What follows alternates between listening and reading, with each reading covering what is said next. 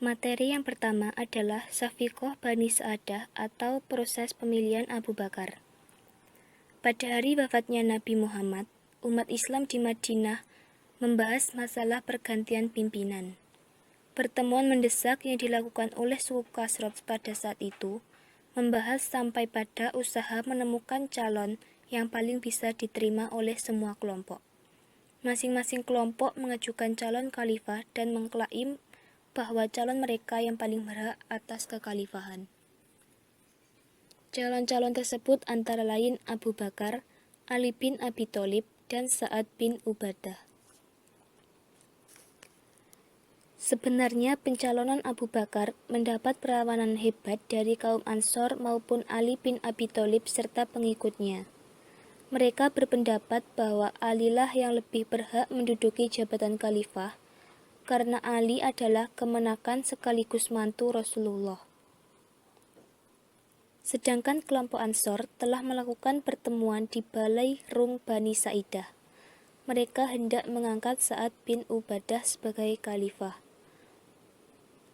Setelah mengetahui hal tersebut, maka pergilah Abu Bakar, Umar, dan Abu Ubaidah bin Jarrah ke Balai Pertemuan Bani Sa'idah. Terjadilah perdebatan yang alot dalam pertemuan tersebut. Kemudian Abu Bakar menawarkan dua tokoh Quraisy untuk dipilih sebagai khalifah, yaitu Umar bin Khattab atau Abu Ubaidah bin Jarrah, yang diajukan demi menjaga keutuhan ummah dan menghindari permusuhan lama antara dua suku besar di Madinah, yaitu suku Khazraj dan Aus. Orang-orang Ansor tampaknya sangat terkesan oleh ucapan Abu Bakar. Umar tidak menyia-nyiakan momentum yang sangat baik itu. Umar pun mulai bicara tentang profil pemimpin yang mereka harapkan guna menjaga keutuhan ummah. Kemudian Umar memegang tangan Abu Bakar dan membaiatnya serta menyatakan kesetiaannya kepadanya sebagai khalifah. Tindakan Umar diikuti oleh Abu Ubaidah bin Jarrah. Tetapi sebelum dua tokoh Quraisy mengucapkan baiat, Bashir bin Sa'ad, seorang tokoh Ansor dari suku Khazraj, mendahului mengucapkan baiat kepada Abu Bakar. Kemudian baiat tersebut diikuti oleh kelompok Muhajirin maupun kelompok Ansor yang hadir di sana, termasuk Asid bin Qudair, seorang tokoh Ansor dari suku Aus. Sebagai khalifah, Abu Bakar mengalami dua kali baiat. Pertama di Saqifah Bani Sa'idah, yang biasa dikenal dengan Bai'ah Qassoh. Kedua di Masjid Nabawi, yang biasa dikenal dengan Bai'ah Ammah di Madinah. Terlepas dari silang pendapat tentang siapa yang berhak menduduki jabatan kekhalifahan, yang jelas sejarah telah membuktikan bahwa Abu Bakar terpilih secara demokratis menjadi khalifah pertama dalam sejarah Islam. Adapun dua faktor utama yang mendasari terpilihnya Abu Bakar sebagai khalifah. Pertama, menurut pendapat umum yang ada pada zaman itu, seorang khalifah atau pemimpin haruslah berasal dari suku Quraisy. Kedua, sahabat sependapat tentang beberapa keutamaan yang dimiliki oleh Abu Bakar. Keutamaan tersebut antara lain, ia adalah laki-laki dewasa pertama yang memeluk agama Islam. Ia satu-satunya sahabat yang menemani Nabi Shallallahu Alaihi Wasallam pada saat hijrah dan ketika bersembunyi di Gua Sar. Ia sering ditunjuk Rasulullah Shallallahu Alaihi Wasallam untuk mengimami sholat ketika beliau sedang uzur. Ia keturunan bangsawan, cerdas, dan berakhlak mulia. Nabi palsu atau ridah, yaitu orang-orang yang mengaku menjadi nabi, seperti Musailamah al-Kadzab dari Bani Hanifah di Yamamah, Sajah dari Bani Tamim, Al-Aswad al-Ansi dari Yaman, dan Tulaihah ibnu Khuwailid dari Bani Asad, serta beberapa pemberontakan dari beberapa kabilah. Nabi-nabi palsu itu mulai melancarkan serangan ke kota Madinah ketika Abu Bakar sedang bersiap-siap untuk mengirimkan Usamah ke perbatasan Syria. Dengan demikian, Abu Bakar berada di tengah-tengah bahaya. baik dari dalam maupun dari luar. Dia segera mengadakan pertemuan majelis syura untuk membahas masalah itu. Kebijakan khalifah terhadap orang-orang murtad itu ialah menyerah tanpa syarat atau berperang sampai hancur. Dalam hal itu, kemenangan pun ada di tangan Abu Bakar. Abu Bakar juga memberikan wasiat kepada mereka, yaitu jika kalian melewati suatu kaum yang secara khusus melakukan ibadah di biara-biara, biarkanlah mereka dan apa yang mereka sembah. Lalu Abu Bakar membentuk pasukan menjadi 10 panji. Abu Bakar kemudian kembali dan menyerahkan panji tersebut kepada yang lain. Allah memberikan dukungan kepada kaum muslimin untuk pertempuran itu, sehingga berhasil menumpas kemurtatan, memantapkan Islam di segenap penjuru jazirah dan memaksa semua kabilah untuk membayar zakat. Perluasan wilayah dibagi menjadi dua, yaitu satu, ekspansi gelombang pertama. Pada era Umarlah, gelombang ekspansi pertama pun dimulai. Wilayah demi wilayah di luar jazirah dapat ditaklukkan. Pada tahun 14 Hijriah, Abu Ubaidah bin Al-Jarrah bersama Khalid bin Walid dengan pasukan mereka berhasil menaklukkan kota Damaskus dari tangan kekuasaan Bizantium. Selanjutnya, dengan menggunakan Suriah sebagai basis pangkalan militer, ekspansi diteruskan ke Mesir di bawah pimpinan Amr bin al-As. Sedangkan ke wilayah Irak, Umar bin Khattab mengutus Sa'ad bin Abi Waqqas untuk menjadi gubernur di sana. Gelombang ekspansi pertama di era Umar bin Khattab menjadikan Islam sebagai sebuah imperium yang tidak hanya menguasai Jazirah Arab, tetapi juga Palestina, Suriah, Irak, Persia, dan Mesir. Pada masa Khalifah Utsman bin Affan, sebagai khalifah ketiga, tetap meneruskan kebijakan penaklukan ke berbagai wilayah di luar Jazirah Arab. Meski pada zaman Umar bin Khattab telah dikirim bala tentara ke Azerbaijan dan Armenia, pada era Utsman bin Affan lah, yaitu pada tahun 23 Hijriah, kedua wilayah baru berhasil dikuasai saat ekspansi dipimpin oleh Al-Walid bin Uqbah. Pada masa Khalifah Ali bin Abi Thalib, banyak terjadi pemberontakan dan beliau harus menumpas pemberontakan.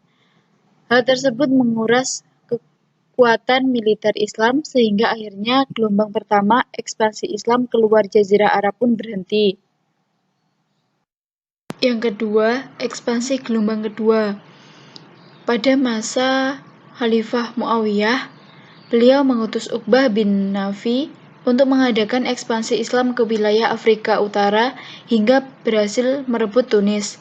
Di sanalah pada tahun 50 Hijriah, Uqbah mendirikan kota baru bernama Qairawan yang selanjutnya terkenal sebagai salah satu pusat kebudayaan Islam.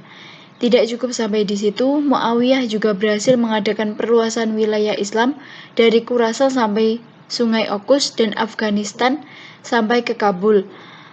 Angkatan Laut Muawiyah juga dengan gagah berani menyeberang Konstantinopel, ibu kota Bizantium.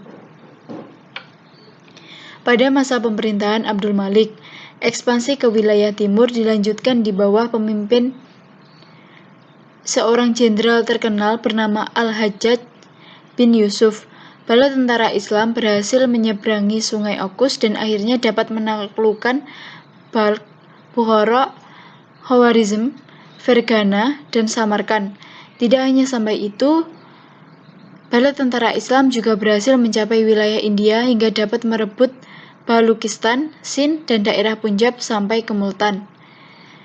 Pada era Khalifah Al-Walid, saat itu sang khalifah mengutus Musa bin Nusair dengan bala tentaranya untuk menyeberang Aljazair dan Maroko sehingga berhasil membuat wilayah itu bertekuk lutut. Musa bin Nusair lantas mengangkat Tharik bin Ziyad sebagai wakil untuk memerintah wilayah tersebut.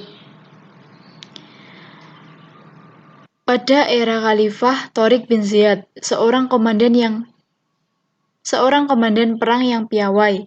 Dengan armadanya, ia berhasil menyeberangi selat yang membentang antara Maroko dan benua Eropa serta dapat menaklukkan Spanyol.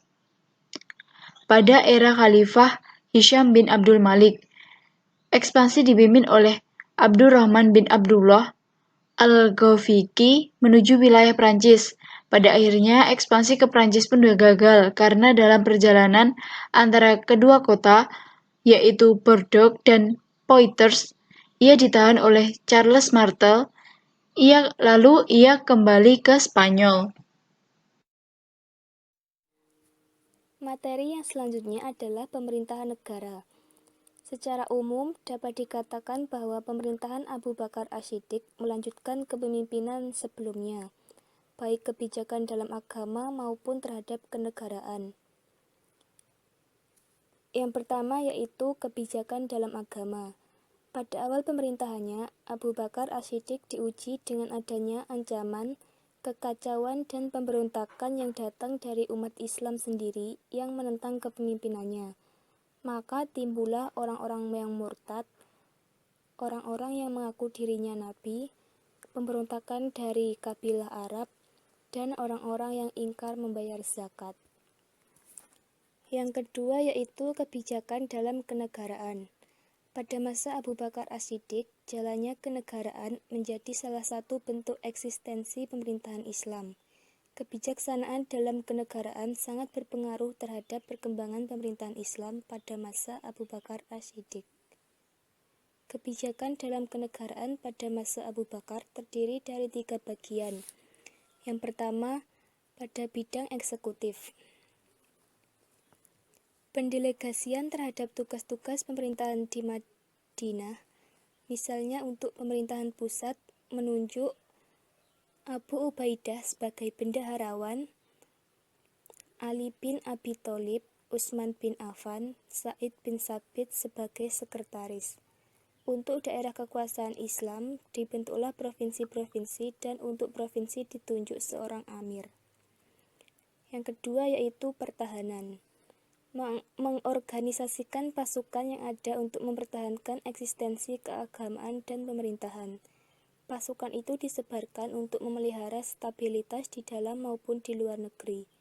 Abu Bakar As-Siddiq membentuk pasukan pertahanan yang bertugas untuk mempertahankan dan melindungi negara dari musuh. Yang ketiga yaitu sosial ekonomi. Sebuah lembaga mengelola harta benda yang didapat dari zakat, infak, sedekah, dan ghanimah. Penggunaan harta tersebut digunakan untuk gaji pegawai negara dan untuk kesejahteraan umat sesuai dengan aturan yang ada. Sosial ekonomi pada masa Khalifah Abu Bakar As-Siddiq ini adalah lembaga yang mengelola kas negara. Abu Bakar As-Siddiq membentuk lembaga sosial ekonomi bertujuan supaya perekonomian suatu pemerintahan dapat dikelola dengan baik. Adapun kebijakan internal Khalifah Abu Bakar As-Siddiq antara lain, Abu Bakar menetapkan bahwa gaji untuk khalifah diambil dari Baitul Mal dengan jumlah yang mencukupi, sehingga Abu Bakar tidak perlu melakukan pekerjaan lain. Menetapkan jalan musyawarah sebagai pemutus perkara dan mengangkat Dewan Syuro. Abu Bakar membentuk Dewan Syariah sebagai penasehat bagi lembaga peradilan Islam yang bertugas untuk memutuskan berbagai perkara yang dihadapi umat Islam. Dalam aspek pemerintahan dan struktur kenegaraan, Abu Bakar tetap mempertahankan kebijakan Rasulullah SAW. Harta rampasan perang atau ghanimah, yaitu harta tersebut bisa berupa uang, senjata, barang-barang dagangan, bahan pangan. Ghanimah telah Allah tetapkan wewenang pendistribusian dan pengalokasiannya kepada penguasa kaum muslim atau khalifah. Harta ghanimah ini 1/5 menjadi milik Allah dan Rasul-Nya. Maksudnya, 1/5 dari ghanimah itu dibagikan kepada Allah dan Rasul-Nya, kerabat Rasul atau Bani Hashim dan Muthalib, anak yatim, fakir miskin, dan ibnu sabil. Harta ghanimah diperbolehkan dibagikan kepada pasukan yang ikut berperang dan juga disimpan dalam Baitul Mal disatukan dengan harta dan jizyah untuk dibelanjakan dalam rangka kemaslahatan kaum muslim. Dengan demikian, hukum ghanimah sama dengan hukum harta, kharaj, jizyah, dan usyur, yaitu disimpan dalam Baitul Mal dan dibelanjakan memenuhi dan memelihara kebutuhan untuk kemaslahatan kaum muslimin.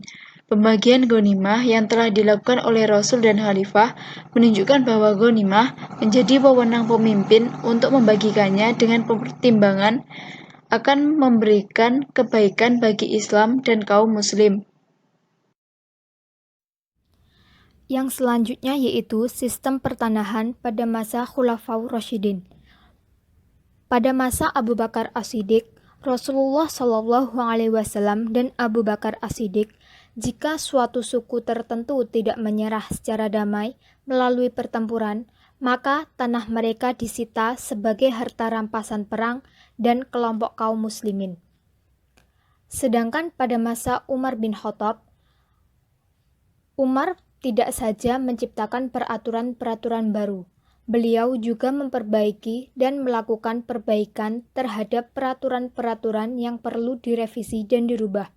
Umpamanya, aturan yang telah berjalan tentang sistem pertanahan, bahwa kaum muslimin diberi hak menguasai tanah dan segala sesuatu yang didapat dengan berperang. Umar bin Khattab mengubah peraturan ini. Tanah-tanah harus tetap dalam pemiliknya semula, tetapi bertalian dengan ini diadakan pajak tanah atau al-kharaj. Umar juga meninjau kembali zakat bagian-bagian yang diperuntukkan kepada orang-orang yang dijinaki hatinya atau yang disebut dengan al-mu'allafatu qulubuhum. Selanjutnya yaitu pelimpahan wewenang kepada hakim daerah. Pada masa Umar bin Khattab, kekuasaan yudikatif atau qadhi mulai dipisahkan dari kekuasaan eksekutif atau kekhalifahan dan mulai diatur tata laksana peradilan antara lain dengan mengadakan penjara dan pengangkatan sejumlah hakim untuk menyelesaikan sengketa antara anggota masyarakat yang bersendikan dalam Al-Quran, Sunnah, Ijtihad, dan Qiyas. Pemisahan tersebut ditandai dengan diangkatnya para wulat gubernur atau lembaga penengah dan pemberi fatwa, pendirian pengadilan, pengangkatan qadhi yang jumlahnya diseimbangkan dengan penduduk. Di antara mereka, para gubernur yang masyhur adalah Ali bin Abu Thalib, Zaid bin Sabit, Abdullah ibnu Mas'ud, Salman bin Rubaiyah, Qais ibnu Abi al-As, Ya'la ibnu Umayyah, gubernur Yaman, Mughirah ibnu Syu'bah, gubernur Kufah, Muawiyah ibnu Abi Sufyan, gubernur Syam, Utsman ibnu Abi al-As, gubernur Bahrain dan Oman, Abu Musa al-Asy'ari, gubernur Basrah, dan Umair ibnu Sa'id, gubernur Emesa. Namun pada saat itu baru beberapa provinsi saja yang memiliki pejabat hakim, yaitu Syarih bin al-Haris hakim untuk Kufah, Abu Musa Asy'ari hakim untuk Basrah, Qais bin Abi al-As al-Hasami hakim untuk Mesir, dan Abu Darda hakim untuk Madinah. Sedangkan untuk provinsi lain, hakim masih dipegang oleh gubernur. Namun demikian, untuk beberapa provinsi, Khalifah Umar telah memisahkan jabatan peradilan dengan jabatan eksekutif. Hakim diberi wewenang sepenuhnya untuk melaksanakan pengadilan yang bebas dari pengaruh dan pengawasan gubernur, bahkan khalifah sekalipun. Tidak hanya itu, pada masa Umar bin Khattab ini dibentuk juga lembaga yang menangani urusan kriminal dan pidana selain zina yang langsung ditangani oleh hakim. Lembaga tersebut adalah Ahdat dengan Qodamah bin Mazan dan Abu Hurairah sebagai pemimpinnya. Pada masa Umar bin Khattab ini disusun Risalat Al-Qadha yang dibuat oleh Abu Musa al-Asy'ari dari Hakim Kufah atas instruksi dari Umar bin Khattab. Risalah tersebut isinya mengandung pokok-pokok penyelesaian perkara di muka sidang dan pokok-pokok hukum yang harus dipegang oleh hakim dalam menyelesaikan perkara yang sekarang dikenal dengan hukum acara. Risalah tersebut sangat terkenal, bahkan sampai sekarang masih dijadikan sebagai pegangan atau pedoman pokok para hakim dalam melaksanakan tugasnya. Demikian presentasi dari kelompok kami. Apabila ada kekurangan atau kelebihan, kami mohon maaf. Akhirnya, wassalamualaikum warahmatullahi wabarakatuh.